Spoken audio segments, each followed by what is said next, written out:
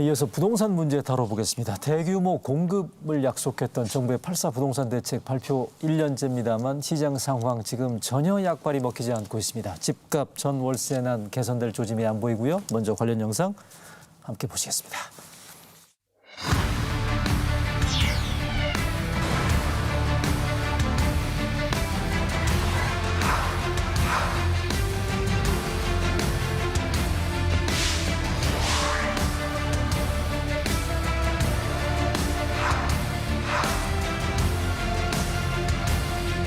정기국회에 들어서면서부터 부동산 이 문제 악법들을 다시 고쳐서 부동산 시장을 정상화시키는 법안이 굉장히 중요한 일이라고 생각하고 작년에 어렵게 그렇게 제도화된 내용에 대해서는 당분간은 제도의 안착을 위해서 가장 주력하는 것이 맞지 않는가 싶습니다.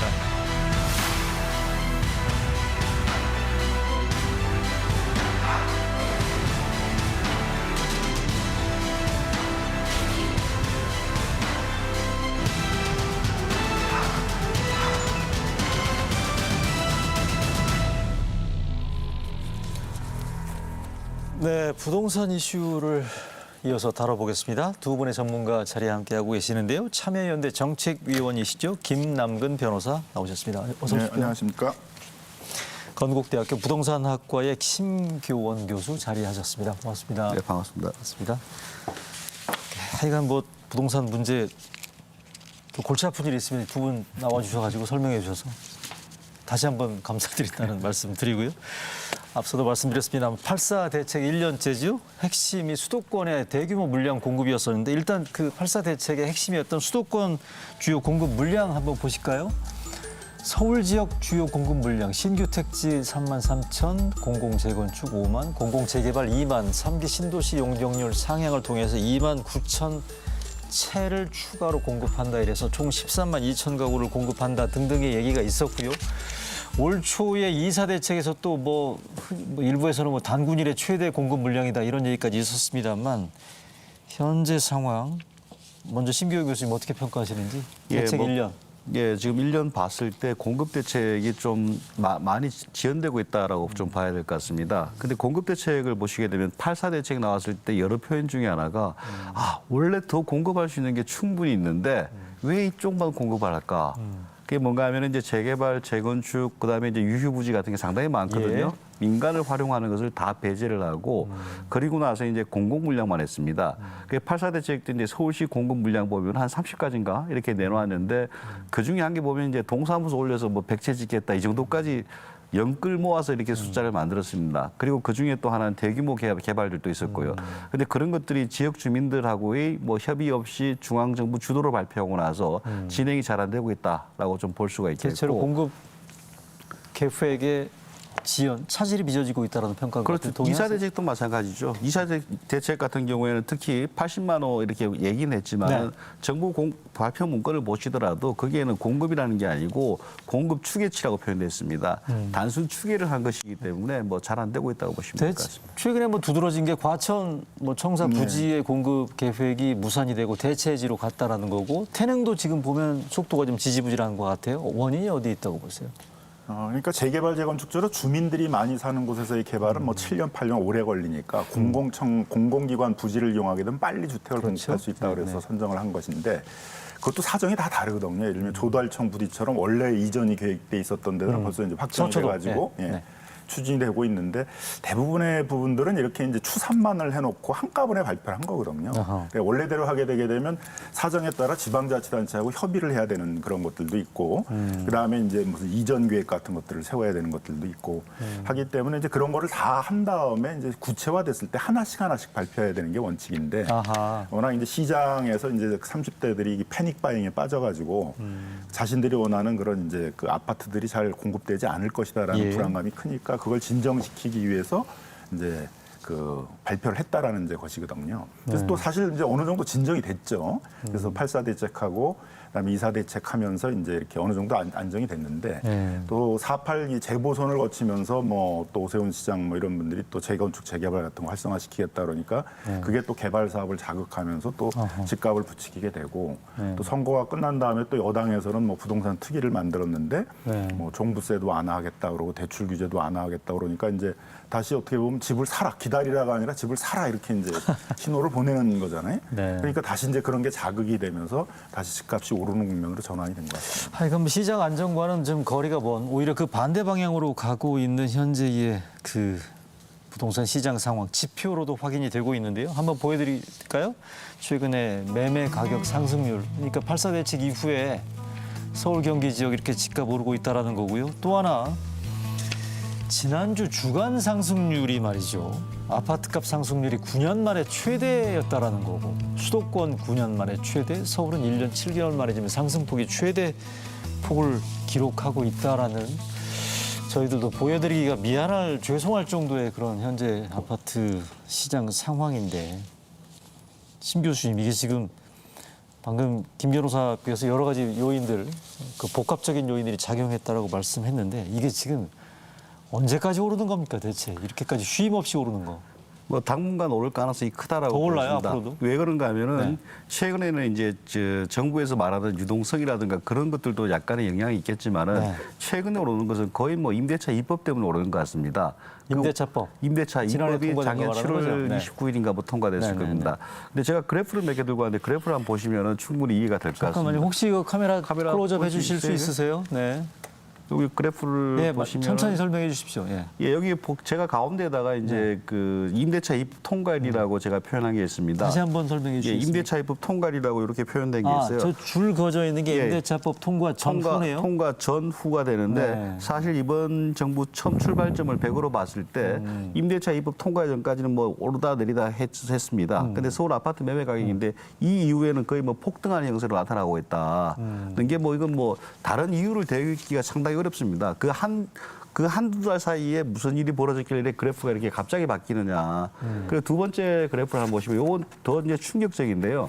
아파트 전세 가격 그래프입니다. 네. 전세 가격 그래프도 제가 선을 이렇게 꺼놓은 거 보시면은 그것도 임대차법 통과 임대차법 통과일 기준입니다. 그 전까지는 아마 역대 정부에서 가장 안정적으로 전세 가격을 관리한 데입니다. 이번 정부가. 근데 그 직후로부터 이렇게 급등하는 모습이 나타나거든요. 그 한 3년간 오른 것보다 더 큰 폭으로 지금 1년 만에 올랐습니다. 이걸 봤을 때는 임대차 입법이라는 효과가 거의 분명하다. 그리고 마지막으로 표를 보여드리면 이 표는 뭔가 하면 준비 많이 오셨네요. 제가 어제 좀 시간을 준비했습니다. 네. 이 그래프 보시면은 이제 임대차법 통과 전하고 통과 후가 되겠습니다. 네. 이제 월세 비율입니다. 늘어났다는 얘기네요. 월세가 거의 뭐 한 4분의 1 정도가 늘어났습니다. 전세에서 월세 전환된 게 많다는 그러니까 얘기죠. 이제 임대차법이나 다주택자 규제법이 생기니까 집주인 입장에서는 이제 전세를 다 줄여버리고 월세로 바꾼다라든가 이런 것들은 이제 서울시 공식 통계 자료에서 나오고 있거든요. 그런데 예. 심교윤 교수님 말씀하신 것처럼 지금 임대차법이 주범 내지는 아주 굉장히 큰 치명상을 입힌 원인이라고 지금 지적해 주셨는데 김남근 변호사께서 아까 모두 말씀해 주신 것처럼 4.7 재보선 때의 규제 완화 공약 등이 또 작용한 게 있었고 최근에 있었던 정부 여당의 종부세 완화 기조 내지는 이런 부분들이 시장에 집사라는 시그널로 작용하는 여러 다층적인 요인들이 작용했다는 김남근 변호사 설명도 있었기도 하고요. 또 하나 이건 제가 두 분한테 여쭤보려고 오늘 준비를 했습니다. 최근에 국토연구원이 리포트 자료를 낸 게 하나 있거든요. 우리나라뿐만이 아니고 전 세계가 지금 자산 버블, 심각한 자산 과열 현상을 겪고 있다라는 지금 보고서를 냈는데 이거 한번 자료 한번 보여주시겠습니까? 실질 주택가격 지수 변동률이라는 지난해 자료인데 이게 지금 우리나라 국책연구기관인 국토연구원이 낸 자료입니다. 한번 보세요. 미국은 9.6%가 올랐다는 거고요. 노란색. 한국은 4.3%가 지금 올랐다라는 국토연구원의 분석 결과입니다. 실질 주택가격 지수 변동률이 지난해 이랬다는 건데 저는 개인적으로 믿을 수가 없습니다. 저걸 어떻게 믿습니까? 4.3%가 올랐다는 게 말이 됩니까? 저 자료는 국토연구원이 분석한 건 아니고 OECD가 발표한 건데요. 네네. OECD가 이제 주요국에 있어서의 그 주택 가격을 민간 소비자 지수하고 이렇게 비교를 해가지고 실제 주택 가격 지수라는 걸 발표를 합니다. 네네. 근데 이제 여기서의 착오가 약간 통계의 착오가 나올 수가 있는 게 네. 우리는 지방과 수도권의 가격 차이가 굉장히 크거든요.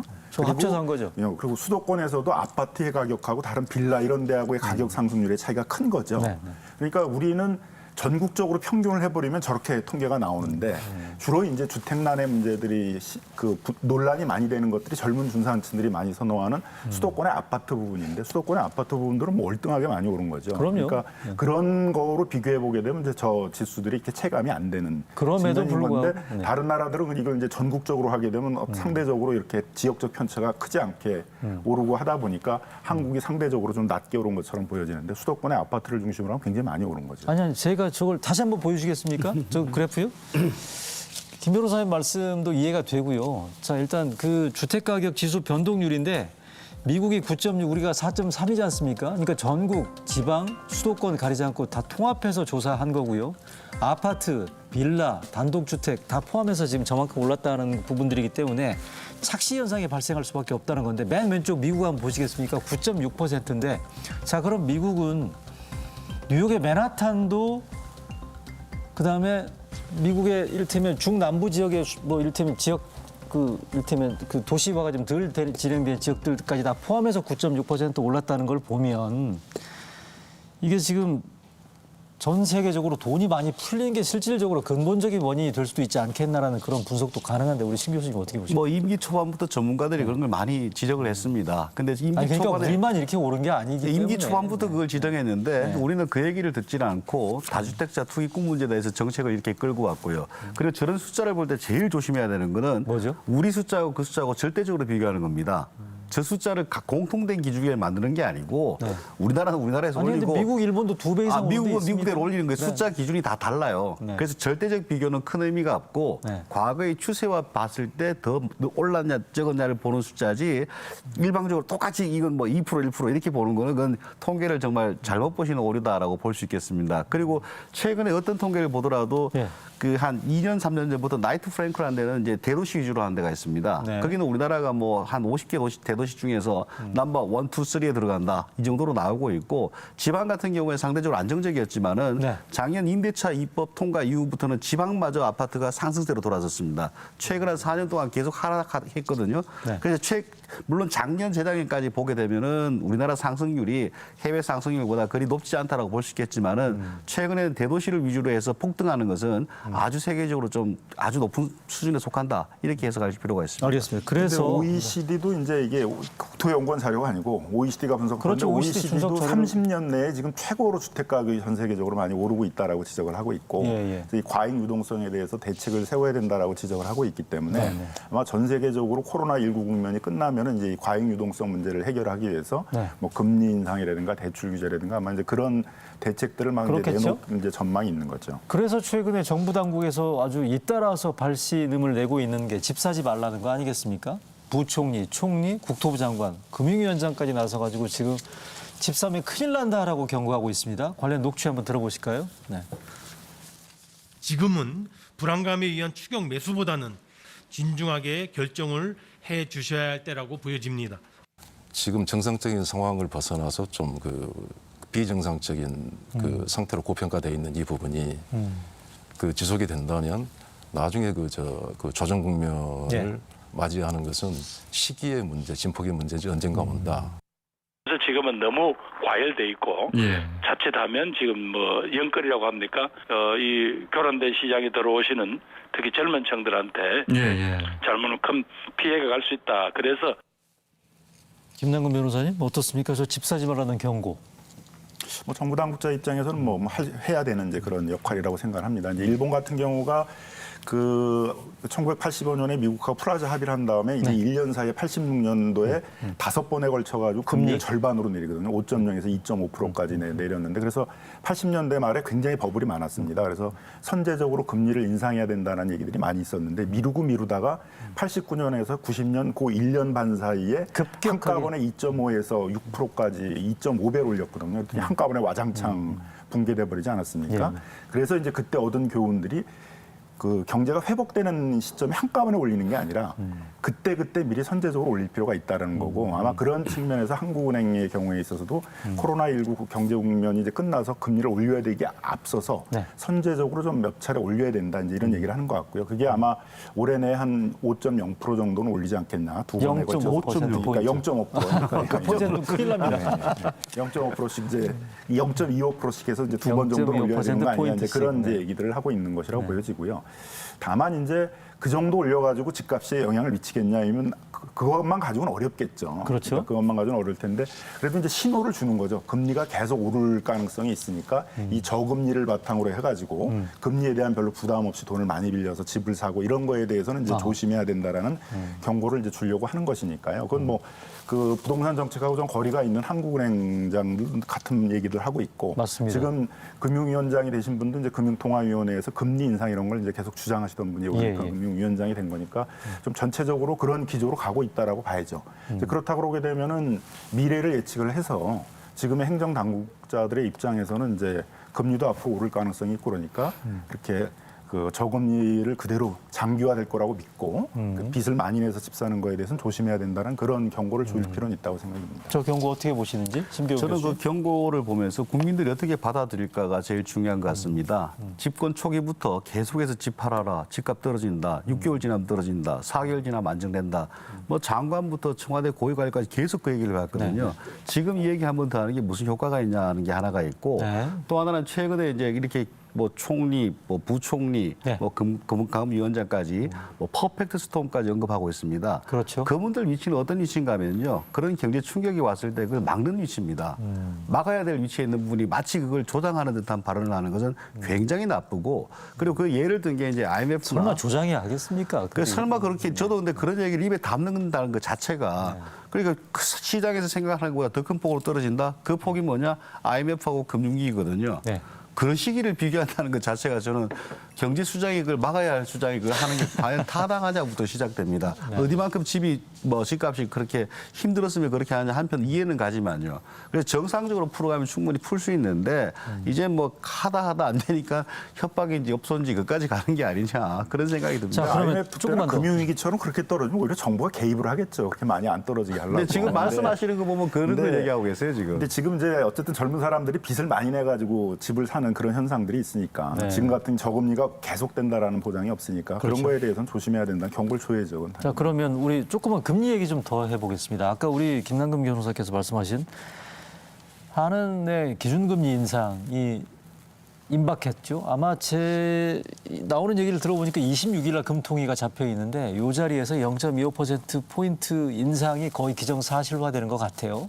한 번 더 올린다는 얘기도 있고요. 올해 안에. 그러면 0.5%포인트 정도 기준금리를 올리게 되고 그러면 결국 빚내 가지고 집 산 사람들 이자 부담이 늘어날 텐데 어때요? 시장 안정에 좀 도움이 될 거라고 보십니까? 어떻습니까? 저는 뭐 단기적으로 그 효과가 없다고 봅니다. 없다고 보세요. 왜 그런가 하면 기준금리가 중요한 게 아니고 실제 주택담보대출금리를 한번 보셔야 되는데 연동되잖아요. 지금 거의 한 3%쯤 되거든요. 네. 3%에서 50bp, 즉 0.5% 3%가 3.5%로 늘어나는 그 거예요. 35% 되는 거죠. 이자 근데 100만 원 내는 사람이. 그 정도 비율은 네. 거의 막 30% 미만이고 네. 그래서 큰 영향은 없을 것이다. 근데 이게 이제 50bp를 넘어가 가지고 뭐 한 75bp나 100bp 넘어가면은 실제 부담이 작용할 거예요. 그리고 역대적으로 이렇게 금리를 올린 적이 많습니다. 아주 폭발적으로 올리지 못합니다.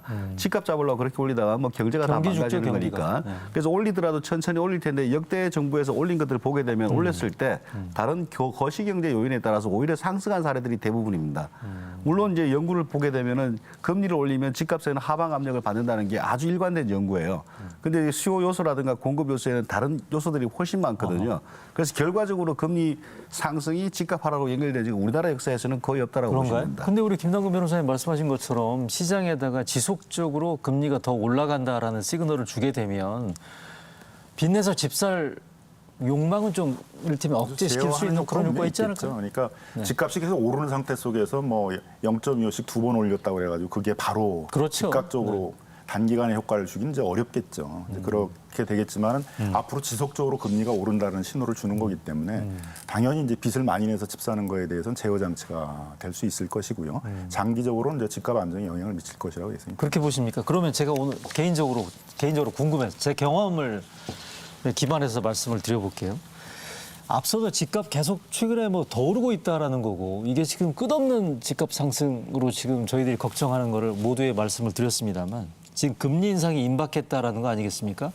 일부에서는 뭐 그동안 많이 풀렸던 돈을 회수한다는 조금 금리 인상 폭이 조금 더 이를테면 더 커질 수도 있다라는 그런 얘기들 예상까지 나오고 있는 상황인데 그러면 지금 수도권의 집값 오름세를 어떻게 봐야 되는 건지 제가 개인 경험을 말씀드린 이유 중에 하나가 주식시장의 과열 양상일 때 말입니다. 보면 맨 끝물에 보면 막판에 좀 더 오르잖아요. 예. 혹시 그런 거 아닌가요? 어떻게 보십니까? 뭐 이게 물론 이게 뭐 어느 지점에 와 있는지는 알 수는 없습니다. 우리 교수님 그럴 어떻게 가능성 충분히 있고요. 네. 그 대신 이제 단기적으로 이제 보통 언론에서 요구를 합니다. 네. 다음 하반기는 어떠냐, 내년 상반기는 어떠냐. 그때 봤을 때는 뭐 수요 공급에서 봤을 때 오를 요소가 훨씬 많고 아하. 그 대신 이제 뭐 지금 총리나 부총리가 얘기했듯이 뭐 충격이 오면은 퍼펙트 스톰이 오면 언제든지 확 빠질 수 있는 상황이죠. 근데 이게 이제 정점이 어디냐는 아무도 예측을 못 합니다. 물론이죠. 예, 그러니까 이제 지금 보면은 제 느낌으로는 그냥 거의 한 목 정도까지 오지 않았냐. 목까지 봤습니까? 저는 거의 그렇게 보고 있습니다. 되게 그리고 어깨에서 팔라고 그러는데 목이면 거의 저는 정점이라고 보고 있는데. 아, 그래요? 그리고 이제 지금 심 교수님의 목이라고 얘기했어요.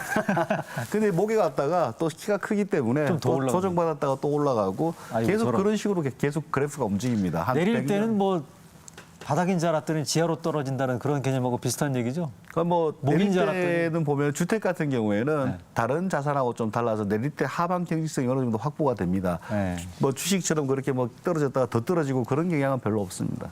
알겠습니다. 자, 하나 더. 내년 선거 있지 않습니까? 지방선거도 있고요. 아까 말씀하신 것처럼 4.7 재보선 때 서울시장 공약 부분들이 시장 불안을 자극했다라는 그런 분석도 해주셨는데 선거는 걱정 안 해도 될까요? 어떻습니까? 선거가 항상 이제 개발 공약이 난무하는 시기 아닙니까? 그렇죠. 뭐 어디를 개발하겠다, 어디를 개발하겠다. 그럼 그 주변의 집값들이 올라갈 가능성들이 있겠죠. 네. 그래서 좀 선거에 임하시는 정치를 하시는 분들도 어떤 개별 지역에 있어서의 그 지역 주민들의 표를 얻기 위해서 개발 공약을 난무하는 것보다는 전체적으로 우리 사회에서 이 집값을 안정시키는 것들은 굉장히 중요한 국정 과제이다라는 그런 차원에서 좀 임해줘야 되지 않을까 생각이 들고요. 그래서 정권이 뭐 어떻게 교체가 되더라도 이런 투기를 억제하고 그다음에 이런 공공이 책임지고 그런 서민들이나 젊은 중산층들이 부담이 가능한 그런 저렴한 주택들을 계속 공급하겠다라는 그런 신호들을 좀 줄 필요가 있다라고 생각이 들고요. 네네. 정책이 일관되게 정권이 바뀌더라도 갈 것이다라는 신호를 주는 것들이 저는 집값 안정에 있어서 굉장히 중요하다고 생각이 듭니다. 제가 선거 얘기를 왜 여쭤봤냐면 최근에 여당의 주요 대선 주자가 발표한 대선 부동산 공약을 오늘 두 분한테 여쭤보려고 지금 방금 선거와 부동산 시장의 상관관계 내용을 지금 질문 드려본 거거든요. 최근에 민주당 이재명 경기지사, 이낙연 전 대표가 발표한 대선 공약 먼저 한번 잠깐 보실까요? 부동산 공약이죠. 저 칸의 맨 위칸만 보시면 될 것 같아요. 임기 내 기본주택 100만 가구를 공급하겠다는 이재명 경기지사의 부동산 공약. 250만 가구를 총 공급하겠다는 거죠.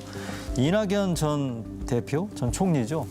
서울공항을 이전해서 총 7만 가구를 공급하겠다라는 현재 본인의 대표 공약, 부동산 공약을 지금 내놨는데 심 교수님 오늘 나오신 김에 저 두 사람 잠깐만요. 저 지금 여당 대선 주자 지금 부동산 공약을 좀 봤습니다만 기회가 되면 앞으로 야당 대선 주자들 부동산 공약도 같이 한번 저희들이 한번 점검해 볼 계획이라는 거 말씀을 드리고요. 교수님 어떻게 보십니까, 저거? 먼저 기본적으로 여당만 나왔는데 네. 여당 의원들은 기본적으로 지금 정책이 옳은지 나쁜지에 대한 판단이 선행돼야 됩니다. 지금 정책이 옳다, 그럼 밀고 나가는 거고. 근데 뭐 지금 정부도 부동산 정책은 잘못됐다라고 계속하고 있는데 후보들은 옳다라고 생각하는 것 같아요. 그래서 저기에 숨겨져 있는 것들이 규제를 더 강화하겠다는 게 하나가 큰 게 있는데 거기에 대해서는 어떤 식으로든지 평가를 하고 진일보하는 게 필요하다.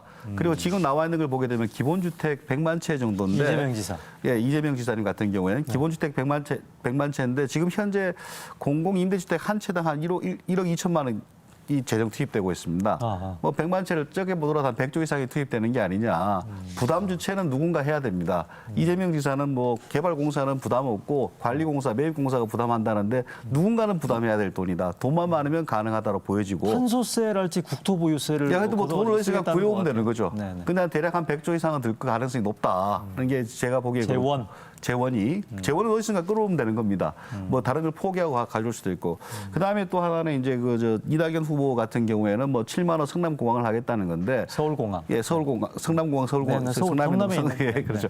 근데 그 같은 경우에도 이렇게 정상적으로 놔두면은 박원순 씨가 시장하면서 25만 채를 개발을 지연시켰다는 연구가 있거든요. 근데 그런 식으로 그 시스템만 보고 나면 되는 건데 굳이 새 땅을 가지고 그것도 7만 채를 하겠다는 게 문제가 없고 더 크게 공급할 수 있는 게 있습니다. 뭐죠? 그 재개발, 재건축, 서울시 유휴부지 활용. 그런데 그런 문제가 또 하나가 있고요. 그리고 기본적으로 이렇게 공급을 하게 되면은 태릉이나 용산이나 과천이나 그런 형태로 흘러갑니다, 이게. 중앙에서 아무리 해도 박근혜 정부 때 행복주택도 양천이나 송파에 넣으려고 했다가 다 실패를 했거든요. 주민 반대로. 그래도 지금 서울공항 같은 경우에도 그 임대주택 넣으면 그 주민들이 다 찬성할 것이냐. 그것도 한번 고민해 봐야 되고 과거에 해왔던 것들이 거의 재탕이다. 근데 그나마 다행인 거는 지금이라도 공급에 대해서는 중요성을 인정하고 있다. 이런 것들이 좀 그나마 다행으로 보여집니다. 김남근 변호사님 어떻게 평가하십니까? 이재명 경기지사, 이낙연 전 대표. 우리 한국에서 주택 정책을 하는 데 있어서 가장 어려움 중에 하나가 이제 전월세랑 같은 것이 일어났을 때 그걸 완충해 줄 수 있는 공공임대주택 같은 것들이 충분하지 않다는 거거든요. 네. 노무현 정부 이래로 역대 정부마다 전부 다 공공임대 100만 원 공약을 했습니다. 예. 새로운 게 아닌 거죠. 그건 뭐 이명박 박근혜 정부도 공공임대 100만 원씩의 공약을 했는데 문제는 끝나고 나서 그 정권 끝나는 시점이 되게 되면 또 장기 공공임대는 5% 수준에 머물러 있거든요. 네. 왜 그러냐면 이제 실적 부풀기를 많이 해서 그래요. 뭐 보증금 지원해주는 전세인데 여기도 갖다가 100만 원에다가 한 30만 집어넣고 분양 전환하는 것도 갖다 놓고 그러다 보니까 이제 실제로는 그렇게 안 되는데 어쨌든 기본주택 공약은 장기 공공임대로만 100만 원을 하겠다라는 게 이제 좀 특색이 있는 것이죠. 예. 근데 문제는 이제 말씀하신 것처럼 어디다가 얼마에 어떻게 재원을 확보해서 이제 이런 얘기가 없으니까 적어도 지금 있는 주택도시기금들을 얼마나 많이 쓸 수 있다라든가 예. 재정을 거의 안 들이고 이제 LH나 뭐 SH나 이런 데들이 자기가 돈 벌어가지고 돈 번 걸 가지고 이 사업을 하라라는 식인데 그렇게 해가지고는 100만 원으로 못 하는 거죠. 그러니까 획기적인 어떤 재정이라든가 택지 이런 구체적인 계획들을 좀 추가적으로 내놔야 된다고 봅니다. 이낙연 전 대표 서울공항은 어떻습니까? 7만 어떤 채. 특정 지역을 개발하겠다 이런 걸 대선 공약으로 얘기하는 건 좀 적절치는 않은 것 그렇게 같습니다. 네. 근데 이제 뭐 어쨌든 가능한 것들을 다 활용해 보겠다는 거고 어쨌든 서울 주변에 그 국제공항이 인천에 있는데도 김포하고 성남에 2개씩이나 공항이 따로 있을 필요는 없는 것이니까 둘 중에 하나를 이렇게 조정해서 통합하겠다 그런 것들은 의미가 있을 것 같습니다. 그러고 보니까 박용진 후보는 김포공항에다가 짓겠다고 공약 내건 것 같아요. 공항을 주로 얘기를 하고 있습니다. 어쨌든 심경 교수님의 제가 좀 귀에 박히는 게 대선 후보들이 어쨌든 공급에 대한 인식 중요하다는 인식을 갖고 있다는 건 평가할 만하다. 예. 그렇다는 얘기는 알겠습니다. 들으셨습니다. 부동산 문제라는 게 이게 보면 늘 언제 다뤄도 보면 오늘 두 분 말씀도 마찬가지입니다만 늘 귀를 기울이게 되고 귀가 쫑긋 세워지는 그런 실생활 이슈다 보니까 그런 것 같다는 생각이 들고요. 국민들이 그만큼 공감하는 이슈라는 생각이 들고요. 오늘 두 분 말씀 여기서 줄이겠습니다. 말씀 잘 들었습니다. 예. 네, 일요 진단 라이브 오늘 순서 마치겠습니다. 이번 주만 지나면 선선해진다고 하고요. 마지막 폭염 잘 이겨내시기 바라겠습니다. 오늘 준비한 소식 정리하고요. 시청해 주신 여러분 고맙습니다.